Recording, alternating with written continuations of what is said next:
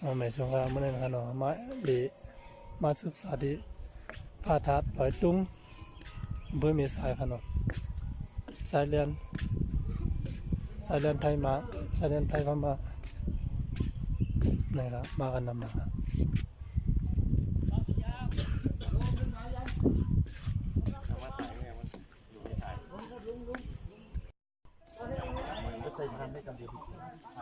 อ๋อในค่ะเมื่อไรอันว่าวิหารครับมาเวียนเอามาปลูกครับเนี่ยค่ะนะนี่ค่ะที่ใดแค่พังจอมกันเนี่ยที่หมายต้องปลูกภาพที่ระลึก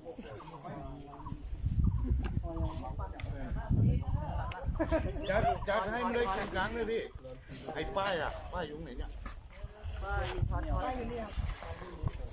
ป้ายนี่เรื่องกลางนี่ก่อนเน้นหน่อยในตังนี่เลยเน้นมาอยู่ด้านบนนี่นะครับเน้นมาอยู่ทางเพศนะครับเน้นน้อย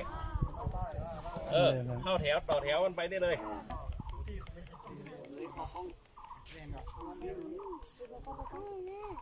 เอานะครับมองกล้องครับนับ1 2 3ด้วยย่อครับนะครับ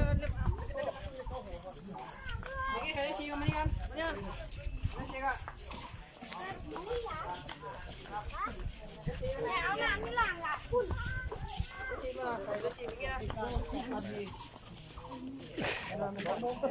เฮ้ยถ่ายวิดีโอเหรอวันนี้มาทำอะไรครับมาวัดดอยตุงครับมาถวายผ้าครับครับกี่คนอ่ะ49รูปครับ19รูปโอ้ใช่เลยใช่ครับเป็นยังไงสนุกครับสนุกไหมก็สนุกดีเนาะครับ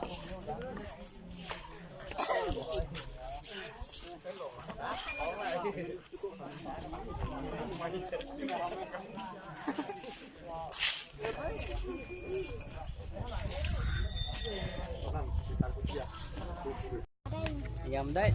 ไม่สูงครับถ่ายรูปถ่ายยังถ่ายไอ้ที่ถ่ายไหนที่ถ่ายนี่ทุกคน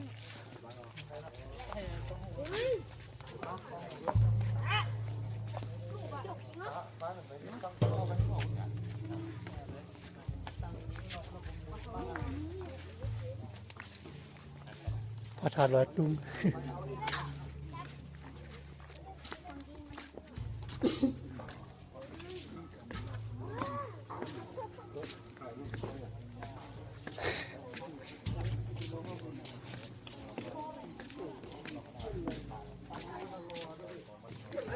วันนี้ไม่เอาพระธาตุดอยตุง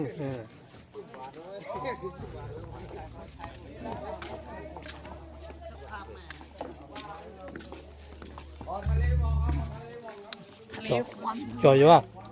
ต้องจ่อ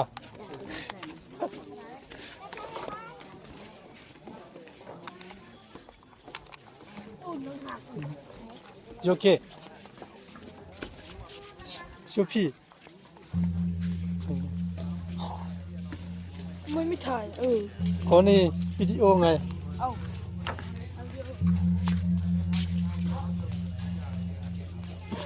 ถ่ายวิดีโอไปเที่ยวก็พูดสิเอาที่ไหนวันนี้ไม่เอาที่ไหนเลยดอยตุงฮะดอยตุงใครจัดมาโครงการอะไรโครงการอุโบสถบทการบวชฤดูร้อนรู้ทุกหัวทั้งหมดนี่กี่คนอ่ะมีกี่ตัวน่ะมีกี่ตัวหรอ50 คน56 คนเป็นยังไงบ้างก็มึนๆอ่ะเมาอ่ะมึนหัวเวียนหัวปวดหัวเวียนหัวตอนเดินทางอาการยากไหมเดินทางโอ้โหเดินทางวันนี้โคตรเมาปวดหัวเลยเมื่อสุดในสยามชายแดนสามดินสินวัฒนธรรมร้านหลังแล้วข้าวแบบใหญ่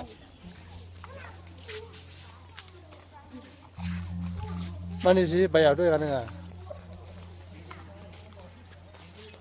ถ่ายวิดีโอไว้หน่อย โอ้ดำมาก โครงการโหสามเณรภาพอุดมร้อนอืม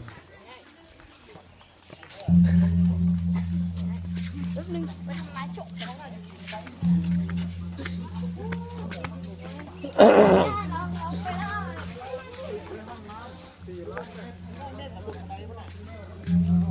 เ